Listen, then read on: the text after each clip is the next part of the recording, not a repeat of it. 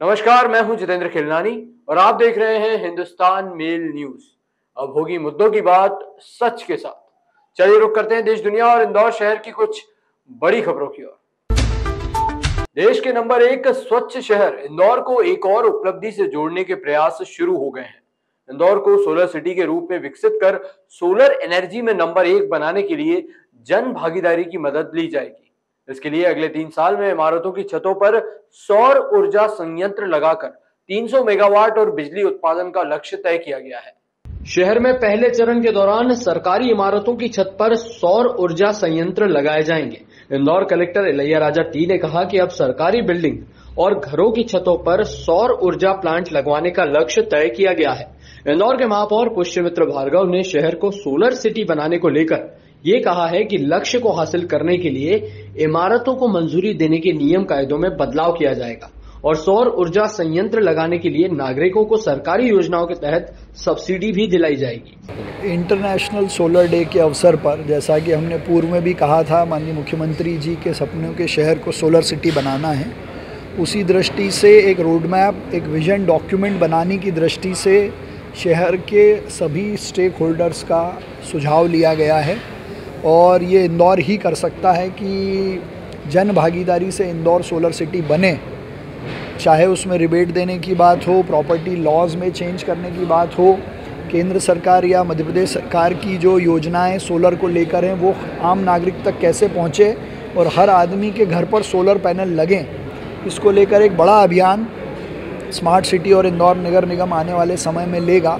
लेकिन उसका डॉक्यूमेंट क्या हो, उसकी रोड मैप क्या हो, इसको तैयार करके माननीय मुख्यमंत्री जी को हम कुछ दिन में देने वाले हैं और फिर इसको अनाउंस करेंगे और ज़्यादा से ज़्यादा लोग इस सोलर अभियान से जुड़ें, इसका हम प्रयास करेंगे। सर, आम उपभोक्ता किस तरह से कितने खर्च पे, अभी कुछ प्राइमरी स्टेज पर कुछ ऐसी जानकारी कितना? नहीं, देखिए ऐसा है कि सोलर पैनल लगाना, अपने घर की बिजली सोलर पे कन्वर्ट करना, ये अभी बाज़ारों में इसको लेकर कई सारी एजेंसीज़, कंसल्टेंट और इंडस्ट्रीज़ ऑलरेडी काम कर रही हैं।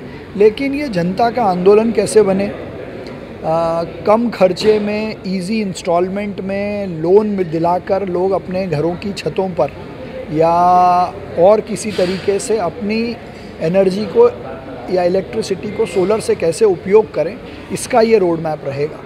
तो उसमें ये सब चीज़ें आएंगी। कब तक उम्मीद है इसको आना? नहीं, ग्राउंड पे तो हम इस अभियान को अभी से शुरू कर रहे हैं। जैसे मैंने मेरे घर पे सोलर पैनल लगाने का काम किया आज कॉन्फ्रेंस में आने के पहले, और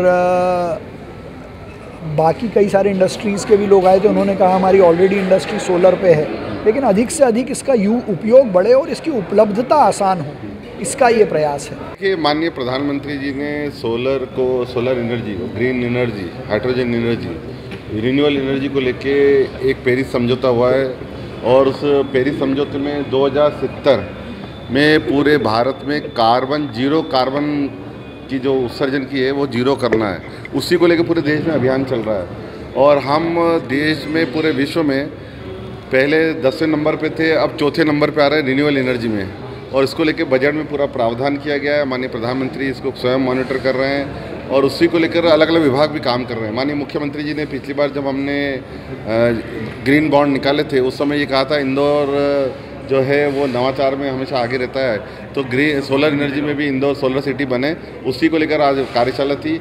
हमने सुझाव दिए कि इंदौर विकास प्राधिकरण, नगर निगम इस प्रकार के प्रावधान करे कि सोलर की जो पैनल है वो लोग लगाएं। पर मैंने ये भी कहा है कि सरकारी बिल्डिंगों पे भी सबसे पहले सोलर लगना चाहिए, चाहे आईडी की बिल्डिंग हो, सरकारी जितने भी हमारे हैं वो स्कूल हो, बड़ी बिल्डिंगें हों, उसमें नाम बनना चाहिए कि अगर कोई सोलर पैनल लगाता है तो उसको रिबेट मिलना चाहिए, प्रोत्साहन मिलना चाहिए। मुझे लगता है जो हमने लक्ष्य लिया है उस लक्ष्य को लेकर सब मिलकर पूरा करेंगे।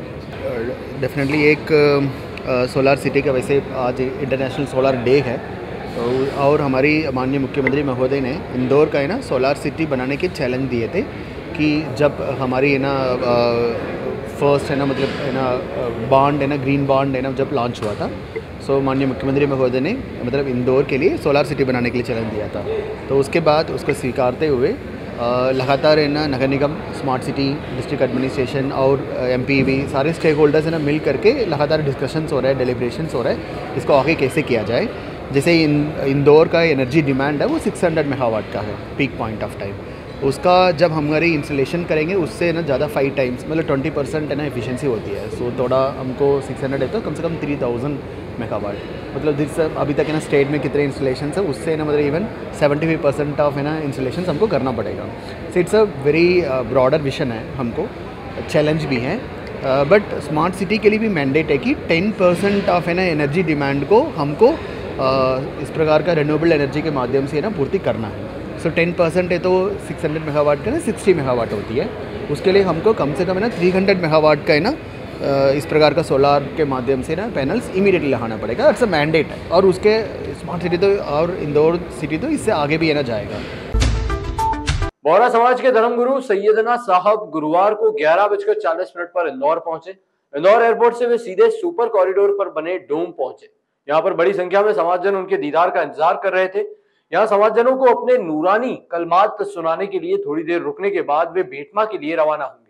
समाज के मजहर हुसैन सेठजी वाला और जौहर मानपुर वाला ने बताया कि दाऊदी बोहरा समाज के धर्मगुरु आली कादर डॉक्टर सैयदना मुफद्दल सैफुद्दीन साहब मुंबई से इंदौर एयरपोर्ट पर आएंगे। डॉक्टर सैयदना साहब एयरपोर्ट के पास सुपर कॉरिडोर के नजदीक बने डोम में समाजजनों का दीदार दर्शन देंगे और अपने नूरानी कलमात समाजजनों को सुनाएंगे। इसके बाद वे बेटमा जाएंगे, जहां नवनिर्मित मस्जिद का इफ्तिताह शुभारंभ करेंगे। सैयदना साहब के इंदौर आने से पहले समाजजनों में खुशी का माहौल है। बड़ी संख्या में समाजजन सुपर कॉरिडोर पहुंच रहे हैं।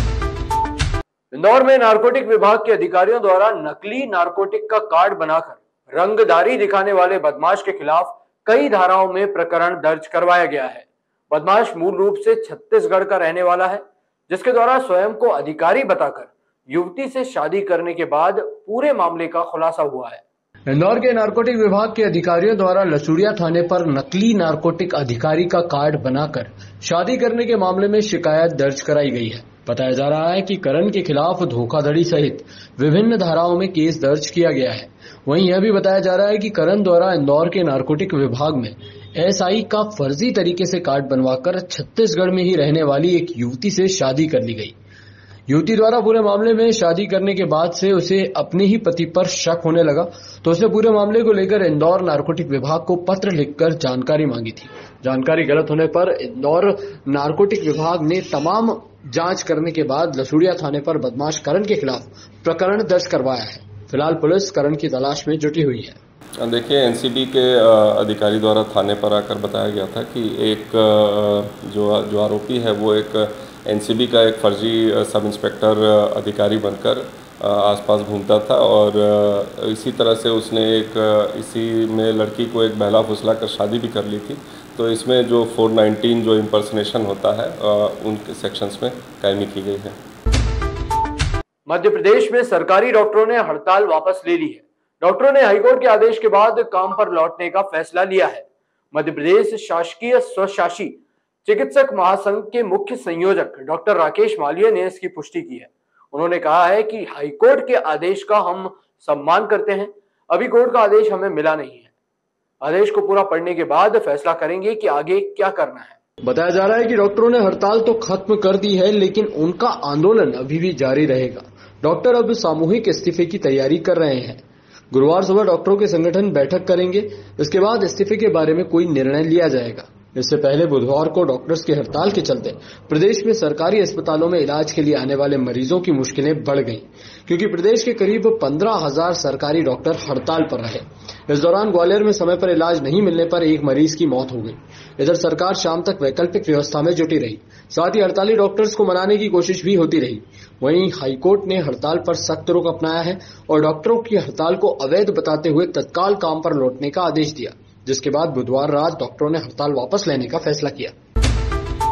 इंदौर के बाणगंगा इलाके में क्रेन से कुचलकर 4 लोगों की मौत के मामले में बड़ा खुलासा हुआ है। पता चला है कि इस क्रेन के ब्रेक फेल नहीं हुए थे, बल्कि कम लगते थे। यही नहीं, टायर भी पूरी तरह से घिसे हुए थे। यह पुष्टि हादसे की जांच के लिए क्रेन का ट्रायल करने पहुंची टीम ने की है। यह ट्रायल पीडब्ल्यूडी के एक्सपर्ट्स की मौजूदगी में करवाया गया है। अब ये टीम अपनी रिपोर्ट आरटीओ को सौंपेगी। दरअसल बाणगंगा थाना क्षेत्र में मंगलवार शाम को ब्रिज से उतर रही क्रेन ने आगे चल रही 2 बाइकों पर सवार 5 लोगों को टक्कर मार दी थी। हादसे में 2 नाबालिग भाइयों समेत 4 लोगों की मौत हो गई थी, जबकि 40 साल की एक महिला के पैर में फ्रैक्चर हो गया। उसका इलाज अरबिंदो अस्पताल में चल रहा है। पुलिस ने क्रेन के ड्राइवर को गिरफ्तार कर लिया है। हादसे को अंजाम देने वाली क्रेन को बुधवार को डीआरपी लाइन की एमटी ब्रांच लाया गया। यहां आरटीओ और पीडब्ल्यूडी की टीम ने क्रेन की जांच की। ड्राइवर इम्तियाज अली से 100 मीटर तक क्रेन को आगे पीछे चलवाकर चेक किया गया। प्रथम दृष्टया यह बात सामने आ रही है कि टायर घिसे और ब्रेक कमजोर होने से ब्रिज के उतार पर क्रेन अनियंत्रित हुई और आगे चल रही मोटरसाइकिलों को टक्कर मार दी। इसी तरह की और भी खबरों के लिए आप देखते रहिए हिंदुस्तान मेल न्यूज, जिसके लिए आप हमारे चैनल को सब्सक्राइब करना ना भूलिएगा। धन्यवाद।